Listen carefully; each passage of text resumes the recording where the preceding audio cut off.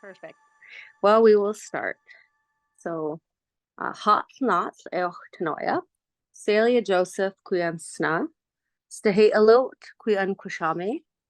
Nate Alatla. Ants Nawa Schomish Snanemoch British Jewish Amen. Floyd Joseph Squattaquampton Siam Flanman. Eve Joseph Lantisha.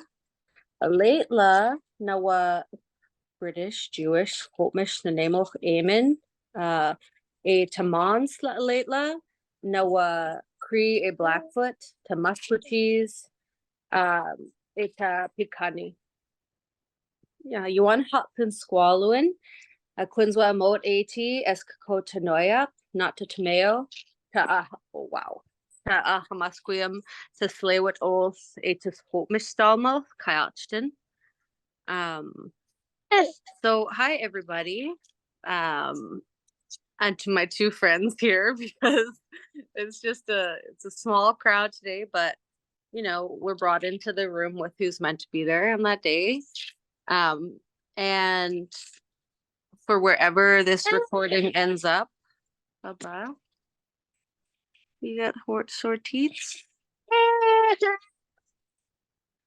So one sec. I'm gonna stand up. So my name is Celia Joseph, and my ancestral name is Alot. And my father is Chief Floyd Joseph, Squattaquampton Siem, and on his side we come from the village of Stotmas up in the Squamish Valley. And my mother's Eve Joseph, and my grandma is Rose Thomas from Nanaimo, and then my grandpa is the late Chief Larry Joseph, Squattaquampton Siem. Amen, and he comes from the village of Stotmas in the Squamish Valley. And this is a Laitla. Laitla in Squamish means wild raspberry. She's just over a year old. And her dad is Korean Blackfoot. He's registered at Musquecheese, but most of his family on both sides kind of comes from Kainai, actually. Or sorry, from Picani, Blackfoot. So she's got a very rich little gathering of nations, which is her ancestry. And we just raised our hands also to our Musqueam and Tsleil-Waututh kin alongside our Squamish ancestors. And I just wanted to, thank you so much for inviting us to come. And Massy is such an amazing entity in the city that brings so many important people into the same rooms and advocates for important stories to be told. So I don't actually typically do too many welcomes anymore because I don't typically like being involved with organizations where we are asked to come to the beginning of something and then we leave, or we just have a one-dimensional relationship with people. But I agreed wholeheartedly with Massy because the relationship extends so much beyond just an opening. And also it's a series that I wanted to bring my own daughter to. So it was it's like a reciprocity element that's very important to me around what we give, and then what we get and what we take, and how we share, like knowledge share and story share. So I'm really happy to be a part of the series. And so it's kind of hard, and I don't know how well it's going to sound on Zoom, but I was going to just share just a little Squamish melody, a little basically just a Squamish lullaby. Papa. Hey.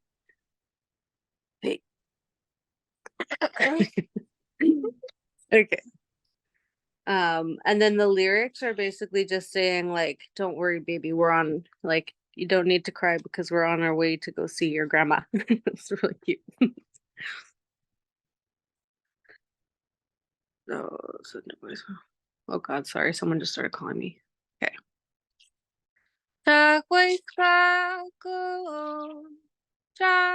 way.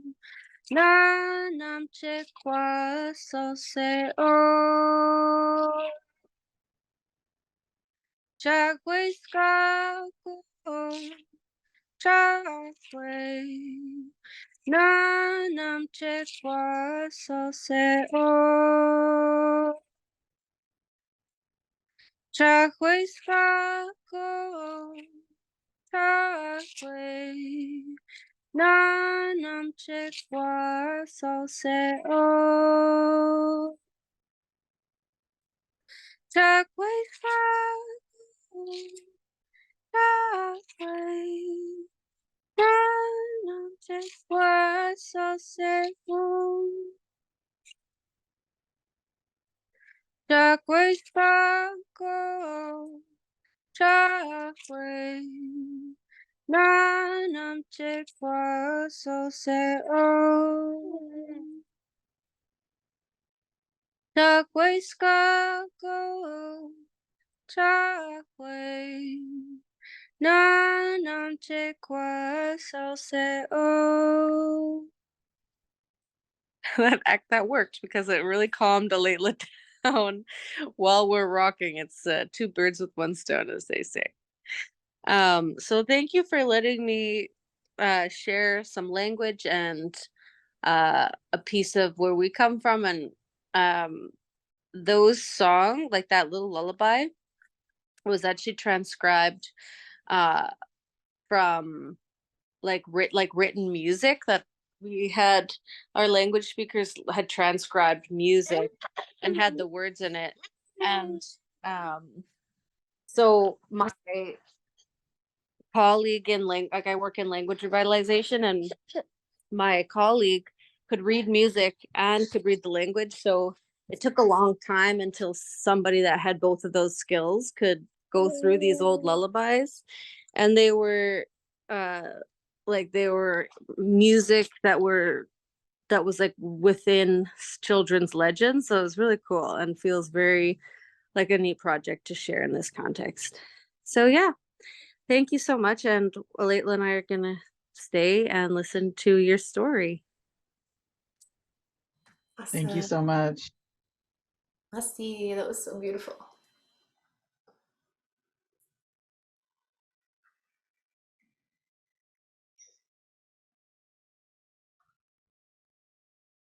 Okay, I guess I'll take it away now. Massy Cho, that was such a beautiful opening and such a beautiful lullaby. Um, I don't know if you saw my little friend here. I'll lift him up to say hello, but that song, that lullaby, also calmed him right to sleep. So it's a lullaby that works for both humans and non-humans as well, apparently. Um, so Itlanatea Tsitsi Tanchai Suye. How are you? My given name is Tanchai Redvers. I am Dene and Métis on my mother's side, and I'm a mix of English, Irish, Italian on my dad's side. I come from Treaty 8 territory in what is now known as the Northwest Territories. So I belong to Dininukwe First Nation. I'm both Yellowknives Dene and Chipewyan, or Dene Sutherland, and I'm also Métis. I'm hailing from the Red River area. But I currently live here in Toronto, otherwise known as Dakarundo or Dish with One Spoon territory. I'm really excited to be here to share this story. This story means so much to me, and it's been a couple of years in the making. So you folks, whoever's watching, will be the first to see it, to read it. So I have a little friend here. His name is Yakai. He's my baby, my fur companion. Um, I've always had a really special connection with animals and with dogs in particular. I always grew up with dogs, and when I was 7 years old, I was gifted with a little dog by the name of Angel. Um, and Angel and I lived our lives together. We spent 19 years together since I was a little kid, we grew up together. And then a few years ago, Angel passed away, and it was a really sad time for me. And so through that experience, I felt like it was really important to share a story with kids because kids have such special connections with animals and with dogs like I did. And I think it's really important that we take time to acknowledge and to honor the special connection that we have with animals and the dogs in our lives. Um, and so this story is about a special bond, a special connection between Shay and Fluffy that will live on forever. And so I'm very excited to read this for you. Fluffy and the Stars by Tunchai Redvers, illustrated by Rosa Nozari.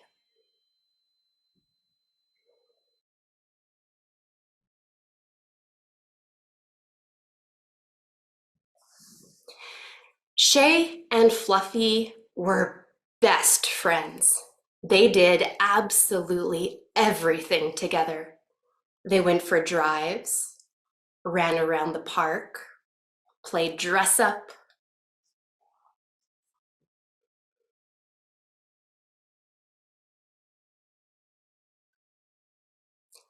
and even brushed their teeth together. Fluffy's favorite game was hide and seek. Shay knew all of Fluffy's hiding spots.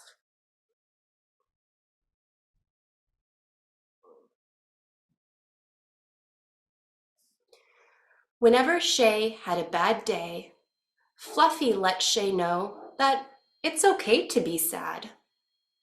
After Shay cried, Fluffy licked their salty face and then did something silly to make Shay laugh.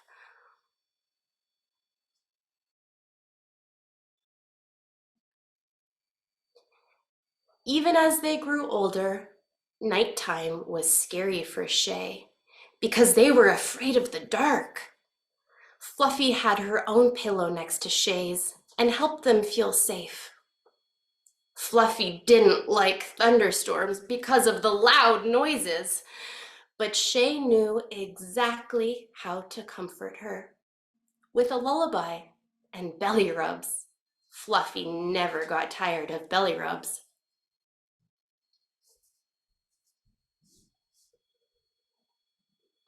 When Shay went to school, Fluffy waited patiently for them to return. And when Shay came home, Fluffy always greeted them with a toy and lots of excitement.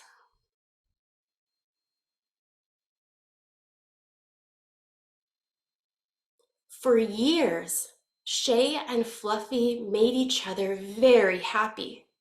Shay hoped they would be together forever.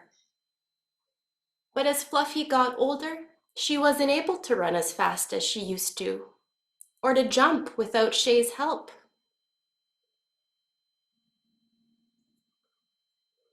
One day, after a visit to the veterinary clinic, Mom told Shay that Fluffy was sick. Shay would need to say goodbye to Fluffy. Shay was very upset. It wasn't fair that Fluffy was sick. They wanted to take Fluffy far away from home so they could stay together.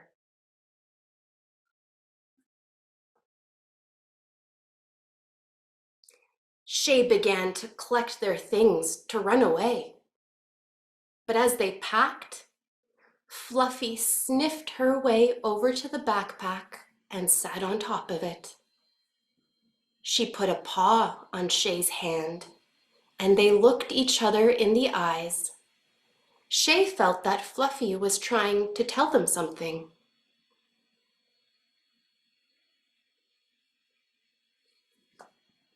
Shay realized how special their bond was.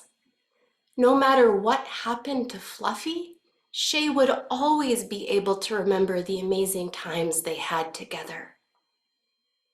Instead of saying goodbye, Shay thanked Fluffy for all the goofy fun, warm cuddles, and treasured memories.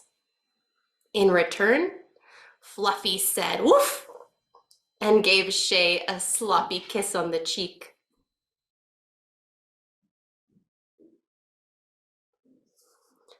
The first morning, when Shay woke up and Fluffy wasn't there, They felt heartbroken. Mom reminded Shay that when you miss someone, it means you hold love for them in your heart, and that love stays with you forever.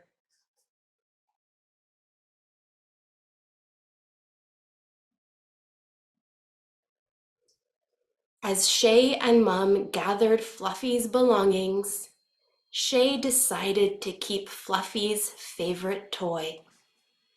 Whenever Shay felt sad about missing their best friend, they gave the toy a squeeze and recalled a funny memory to lift their spirits. Like the time Fluffy ate all the cheese off Mom's slice of pizza.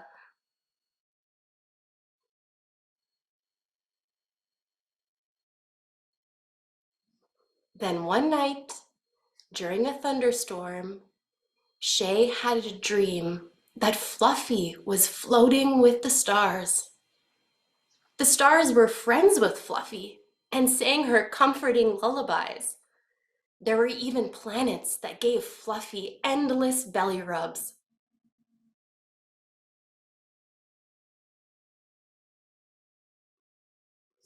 Fluffy had other friends with her too, like Biscuit, Dixie, Scout, and Prince.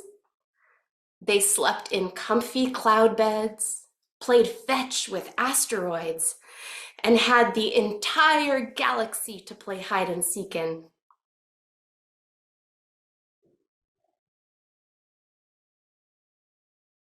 Most important, they all had each other. Fluffy wagged her tail hello, and Shay woke up with the biggest smile. It made Shay feel good to know that Fluffy was safe and happy.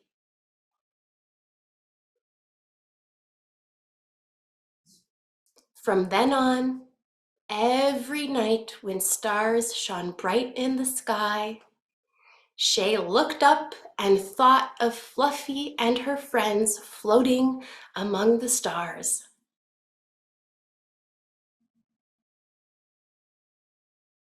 The end.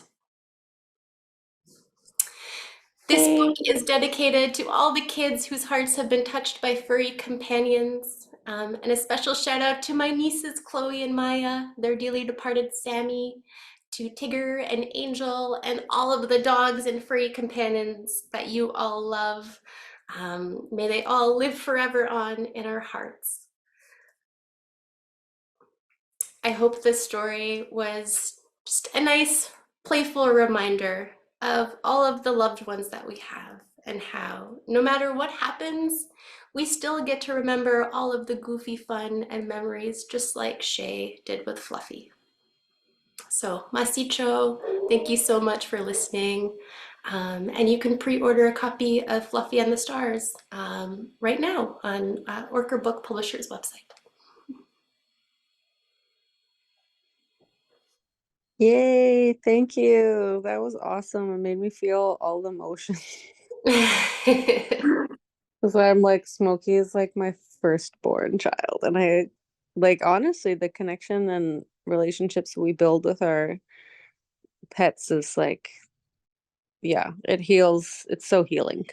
It's so healing. And I know as a kid, like when I was 7, 8, 9, like having my dog meant everything to me. And I think sometimes, even as adults, we sometimes forget that special connection that kids have with their animals. And when we think about Indigenous communities and Indigenous culture, um, we really believe in the connection between animals and between people. And in the Dene Nation, in my Dene culture, it's important for humans and for us as people to look out for our furry companions, for our four-legged friends, because that relationship between human world and animal world is so important and has always been in many Indigenous cultures. So that bond is so important. And there's a dog howling in the back. I don't know if you can hear it. That's the next door neighbor. Awesome. Right on cue. Thank you so much for sharing that. And it put Elite to sleep, which is great. Oh, awesome. well, it was nice to have Layla here with us. Thank you so much from Massy Arts, and I'm sure also from the publisher. We're so happy to be able to bring your story forward today.